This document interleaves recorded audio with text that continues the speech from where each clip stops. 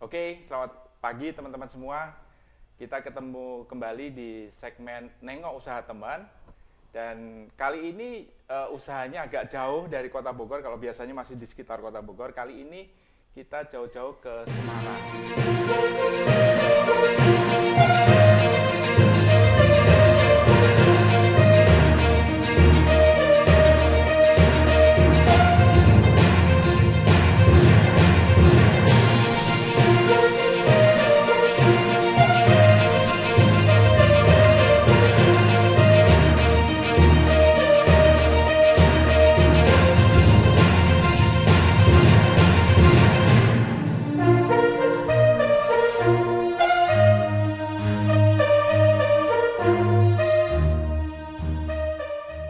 Semarang. Iya, dan Ya. saya hari ini sudah bersama teman saya, namanya Mas Iwan. Nanti cerita nama Iwannya, Iwan siapa gitu ya. Iya.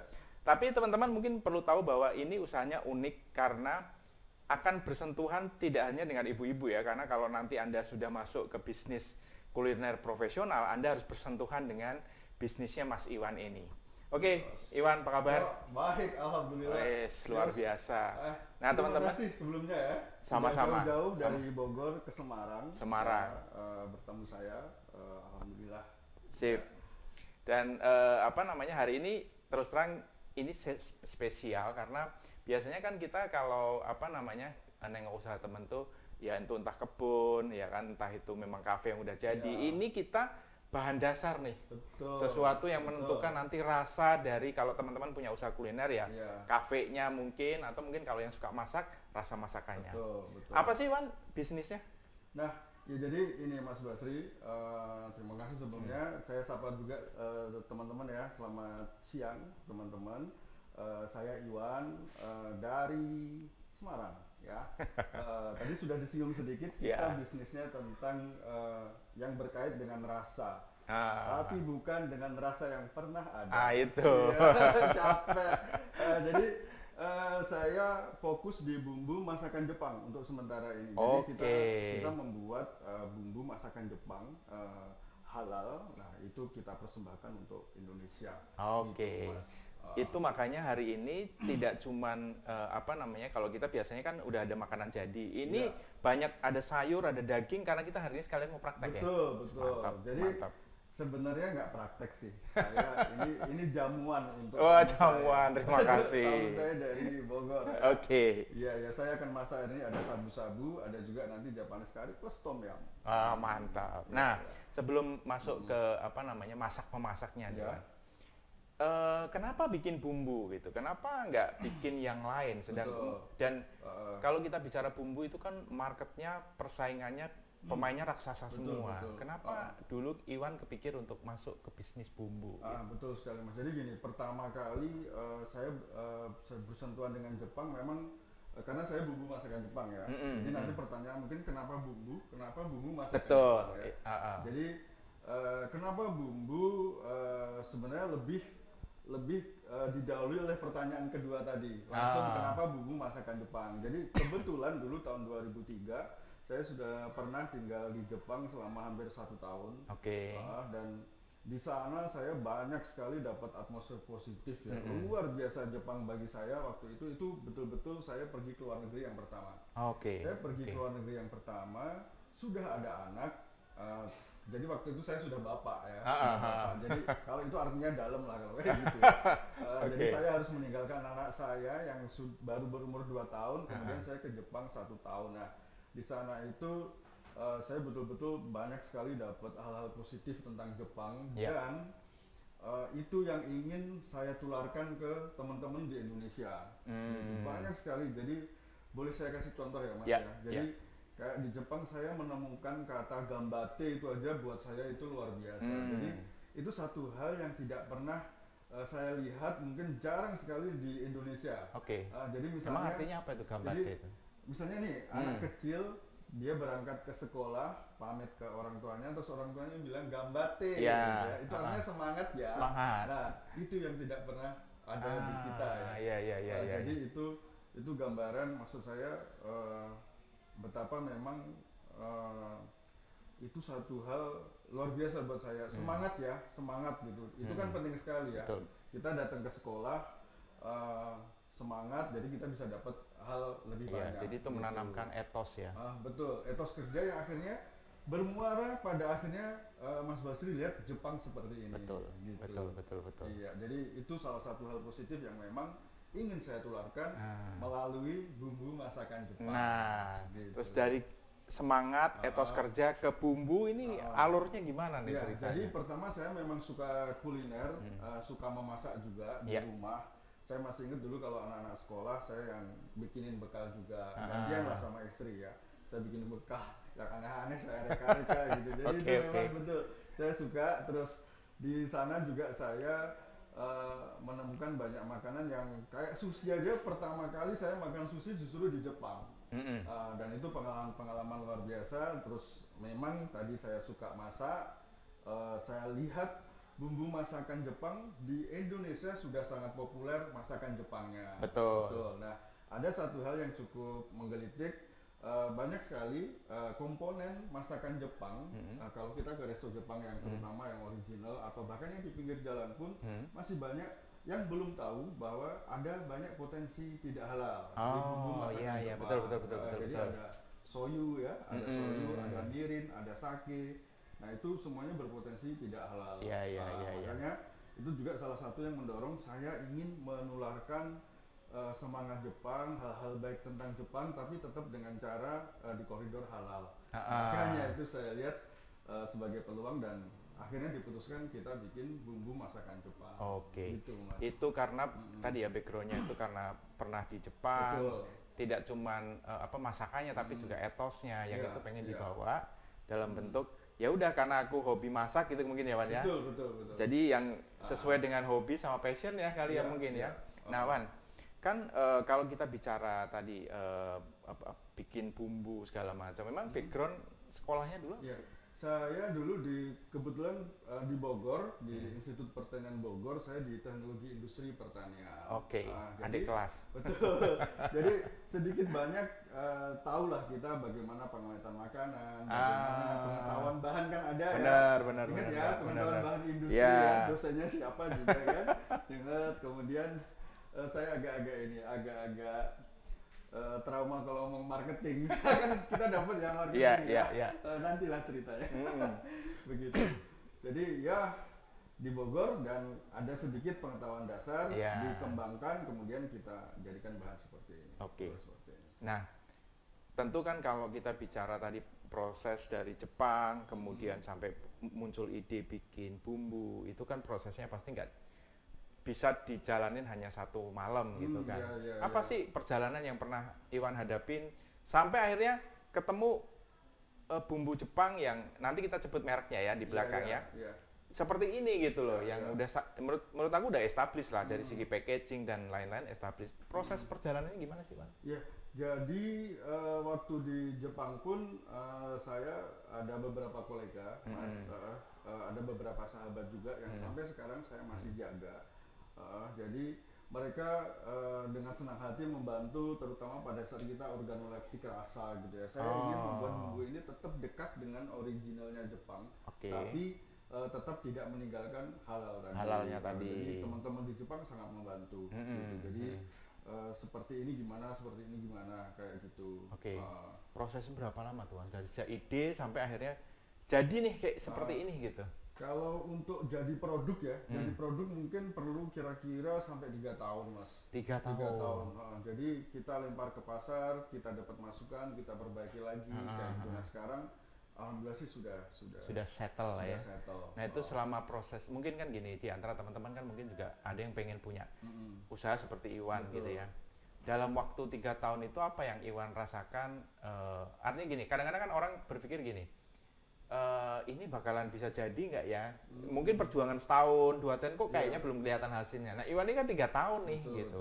Apa yang Iwan rasakan dalam proses selama 3 tahun itu, Wan? Ya, jadi sebenarnya justru tahapan paling sulit kita saat mengenalkan atau edukasi ke konsumen ya.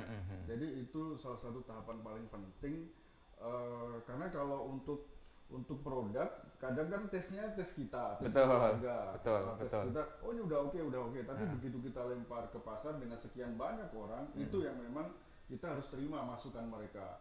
Itu kalau jadi kalau rasa itu kita bandingkan, kita sama dengan kualitas, ya yang menentukan rasa dan kualitas itu konsumen. Bukan kita. Kita ikuti tes mereka. Gitu. Kecuali kalau kita mau produk kita ya seperti itu saja dengan konsumen yang itu saja, ya sudah. Gitu. Jadi selama 3 tahun itu juga ada proses adjustment ya. Betul. Adjustment dengan ya tidak cuma mungkin dengan selera konsumen ya, tetapi juga dengan karakteristik produknya sendiri ya. Yang mungkin itu juga butuh passion tadi ya, karena kalau nggak passion kan 3 tahun itu lama loh. Oh ya, 3 tahun lama dan capek. Capek ya. Jadi gitu. Mas Basri bisa bayangin saya ke Jogja, ke rumah sakit gitu kan, saya tes bumbu ke orang-orang di rumah sakit, kemudian kita ke mana dulu yang sampai datang ke arisan-arisan ibu-ibu, seperti itu. Jadi ya memang prosesnya seperti itu dan harus dilalui. Nah ini teman-teman nanti buat pengalaman bahwa bisnis itu walaupun sudah dijalani dengan passion tadi, tetap harus ada proses kerja keras yang harus dilaluin ya. Gitu. Dan mungkin tidak semua orang bisa kuat menjalani, butuh determinasi kayaknya. Nah Wan, ini kan kita sudah bicara tadi masuk ke bumbu, kemudian Iwan sudah cerita kenapa masuk spesifik bumbu Jepang gitu kan. Ini kan brandnya Warasa teman-teman. Nah ini ada nanti kita akan lihat ada beberapa varian rasa gitu ya. Tapi sebelum masuk ke varian rasa, kenapa namanya Warasa? Jadi Warasa itu sebenarnya simpel kok Mas, sederhana. Kalau kita bicara Warasa, wa itu dari kata wasoku, artinya itu masakan Jepang. Oke. Kalau rasa ya rasa. Jadi kita memang untuk tahapan awal ini kita akan mencoba fokus di bumbu masakan Jepang. Tapi kita tidak menutup kemungkinan untuk mencoba juga, tidak mencoba tapi mengenalkan bumbu-bumbu internasional. Satu lagi Mas yang perlu saya sebutkan, saya ingin sekali memberikan menjadi trigger atau semangat ke anak-anak Indonesia. Jadi mereka bisa merasakan masakan Jepang, kemudian masakan Italia, kemudian masakan yang berikutnya itu sebenarnya ada rencana masakan Spanyol, supaya mereka itu tertrigger bahwa oh saya ini bagian dari masyarakat global. Betul. Gitu. Dan mereka berhak punya mimpi sekolah dimanapun, mengejar cita-cita sampai manapun. Gitu. Jadi Mas, saya kemarin pengalaman di Kroya. Di Cilacap. Bayangin Kroya loh Mas. Kroya itu dari Purwokerto masih 1 jam.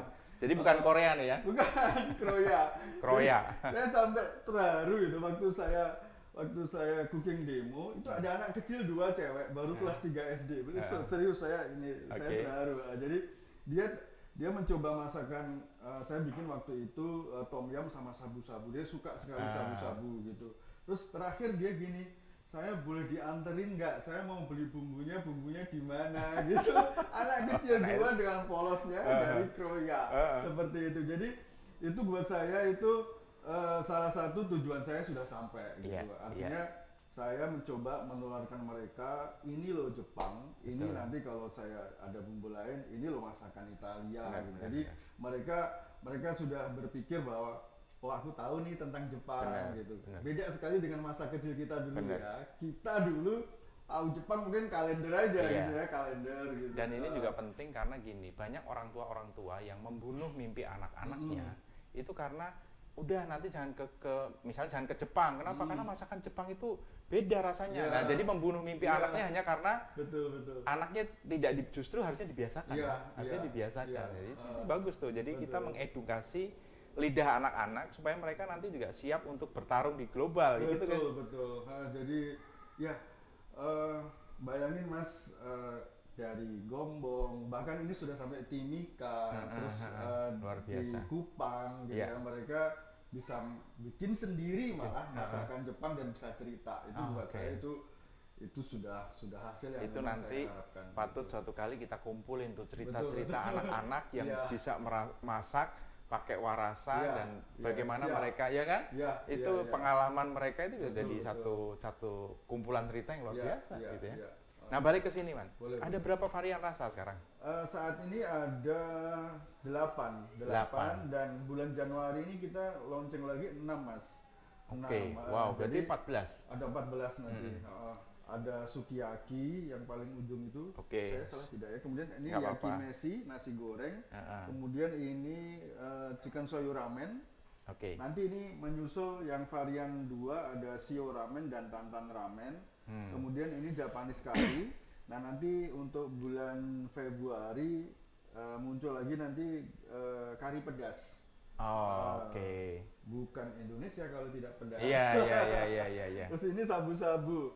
Sabu-sabu nanti kita muncul lagi yang sabu-sabu wijen, Mas, rasa wijen. Kemudian sama miso. Miso. Miso Oke. ini otentik Jepang banget nanti. Kemudian ini pink curry.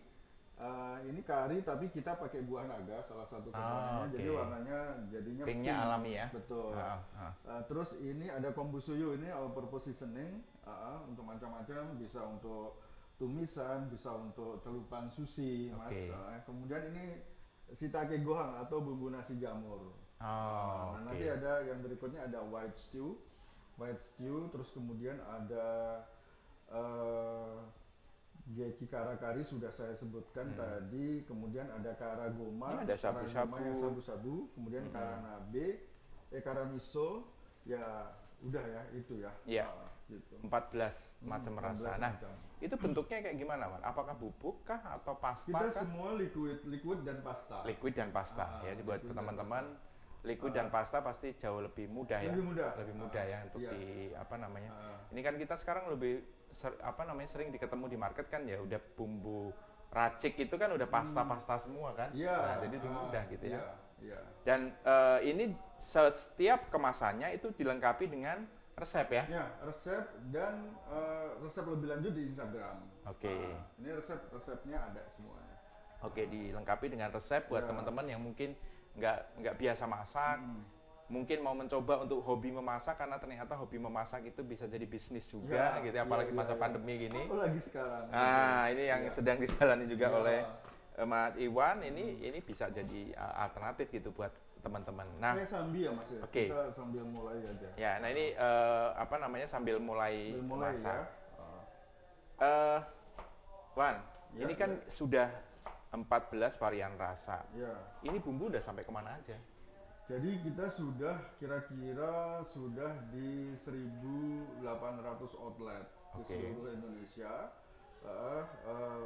Di setiap kota sudah ada, terutama supermarket terkemuka. Plus yang chain itu ada Lotemat, semua Lotemat ada. Semua Lotemat ada, oke. Kemudian semua Prima Freshmart. Dan sekarang Superindo sudah mulai masuk. Wow, oke. Iya. Jadi teman-teman yang pengen dapat produk Warasa itu sekarang jauh lebih mudah Jauh karena lebih memang mudah, sudah tersedia di banyak Iya. sekali chain market ya, Iya, chain chain market, market. betul. Di pasar tradisional masuk nggak? Pasar tradisional mungkin beberapa toko ada juga, kita sih sebutnya general trade ya. Itu ada, cukup banyak juga dan biasanya itu toko-toko yang mungkin cukup besar, tapi bukan supermarket di setiap kota. Gitu. Oke. Cukup banyak ya. Jadi intinya juga sebenarnya nggak cuma tersedia di kota-kota besar, tapi sebenarnya sampai ke daerah mungkin iya. kalau mau cari sebenarnya ada ya Iya, buat di Kroya teman-teman. pun ada teman-teman, di Kroya ada. Ya, Kroya ya, Iya, bukan iya. Korea sekali lagi ya. Betul, Itu betul. beda ya, jauh. Ya. Ya, terus nanti memang untuk tahun 2002 ini saya akan lebih penetrasinya lebih gila lagi ya. Oke. Karena jujur Mas, saya belum banyak pada saat kita mulai bisnis ini, saya saja tentang distribusi saya nggak paham. Oke. Saya baru ngeh ternyata distribusi itu bisnis yang besar. Ya, Iya. benar. Kemudian karena organisasi kita masih kecil, jadi ya saya harus ini semua, Iya. mulai marketing strategi, mulai distribusi, produksi pun gitu ya. Ya jadi saat ini benar-benar waktunya saya menyerap semuanya. Iya, Ya nanti belajar. waktunya seperti apa pasti nanti akan ada step by Betul, step-nya, betul. Gitu. Saya kira itu memang esensi jadi entrepreneur di situ ya teman-teman semua ya. Jadi kita itu menikmatin prosesnya yang tadinya kita nggak ngerti, jadi akhirnya kita Betul. ngerti gitu ya. Jadi entrepreneur itu bukan berarti bosnya jalan-jalan, bisnisnya tetap jalan. Nggak seperti itu. itu ya. Itu mungkin nanti kalau bisnisnya udah gede mungkin bisa seperti itu ya. Jadi ada proses yang harus dijalanin. Nah, itu kayak ini sih Mas, kayak settingan otak, settingan badan yes, gitu sih. Betul. Jadi mindset. Betul. Padahal bangun tidur, gue langsung mikir gitu mau ya. apa nih hari ini? Mau tidur. Mau bikin apa nih? Masih mikir besok gimana ya? Ya itulah. Betul.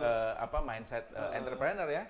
Ini menarik nih, dan ini karena disambi masak, jadi saya sambil menikmati sambil masak. Wan, kalau ini kan sudah berjalan dengan kurang lebih nanti ada 14 varian rasa gitu kan, dan distribusi juga sudah tersebar di kalau mungkin kalau kota besar sih pasti ada gitu ya. Apa rencana terbesar Iwan nanti ke depan gitu mungkin dalam waktu 2 sampai 5 tahun ke depan dengan Warasa ini? Iya, bismillah, semoga bukan juga ini takabur ya. Semoga nanti dalam 5 tahun ini kita sudah punya pabrik yang lebih representatif, kapasitas lebih besar gitu. Terus kita sudah mulai beragam juga, nanti mungkin kita bikin ready to eat juga. Ya menarik. Jadi tidak cuma bumbu yang kita kasih ke orang, tapi orang sudah bisa langsung buka, tinggal masukin microwave, langsung dimakan gitu. Amin ya. Nanti microwave akan menjadi barang biasa. Oh udah, sekarang pun microwave itu kayaknya udah jadi barang yang kebutuhan di rumah kayak rice cooker. Udah kayak rice cooker kan. Lagi seperti itu. Iya, karena anak-anak sekarang kan milenial ini kan pengennya cepet ya kan. Nah itu mungkin ide yang menarik. Nah Wan, pertanyaan terakhir, mungkin ini banyak teman-teman juga yang nanyain. Ini kan produk sudah disertifikasi halal ya teman-teman ya. Nah di balik ingredients yang ada di Warasa itu, apakah memang selain halal tadi dipikirkan juga untuk kesehatannya gitu? Betul. Jadi misalnya kayak bahan-bahan kimia atau apa gitu. Jadi gini, dalam proses kami tidak ada penambahan monosodium glutamat atau MSG sama sekali. Luar biasa. Tapi yang perlu teman-teman ingat ya, BPOM itu melarang kita mencantumkan semua produk itu free MSG. Kenapa? Karena dikhawatirkan dari karier Mas, dari ikutan bahannya. Itu memang yang sangat sulit dicegah di Indonesia. Jadi kita sulit sekali mendapatkan bahan-bahan yang memang bebas MSG. Yang 100% free memang nggak ada ya? Hampir nggak ada. Kadang makanya sekarang kalau mereka tidak menuliskan iklan di produk enggak, tapi biasanya di iklannya mereka ngomong statement seperti itu.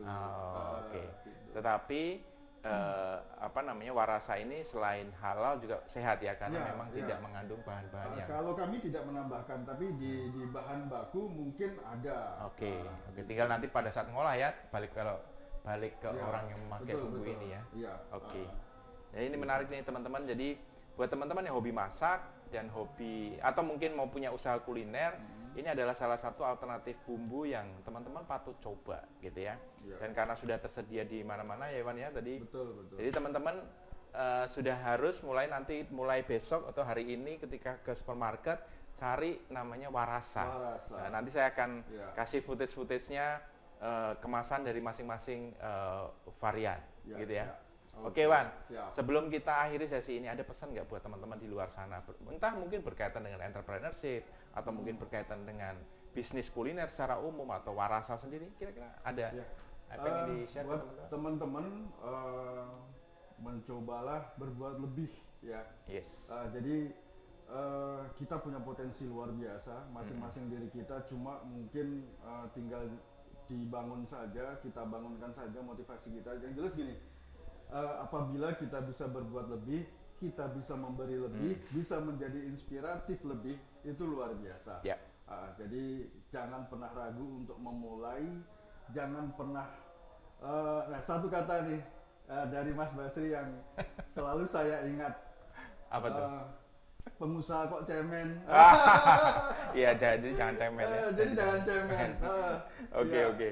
Thank you Iwan atas perbincangannya yang luar biasa. Sama-sama, Mas. Ini Warasa adalah salah satu potensi bisnis luar biasa di masa depan. Teman-teman patut untuk ikut kalau bahasa tadi, kalau kita bicara bahasa Jepang tuh Manghayu Bagyo. Oh iya, Manghayu Bagyo. Oke teman-teman, Ya. Itulah perbincangan saya dengan Mas Iwan Rianto, salah satu pemilik dari Bumbu Warasa, dan ini adalah alternatif di antara banyak sekali bumbu yang ada di Indonesia. Ya. Sudah dijamin kehalalannya dan karena sudah sertifikasi halal ya. Dan juga tadi juga yang meracik bilang bahwa ini akan jadi bumbu yang sehat gitu ya. Karena diusahakan tidak mengandung bahan-bahan yang memang berbahaya untuk kesehatan. Oke, Iwan, thank you. Terima kasih. Ya, sampai teman-teman. Ketemu di sesi yang lain. Sukses untuk kita semua ya. Sukses juga untuk Iwan. Oke. Terima kasih. Salam sukses untuk kita semua. Salam sehat, salam warasa.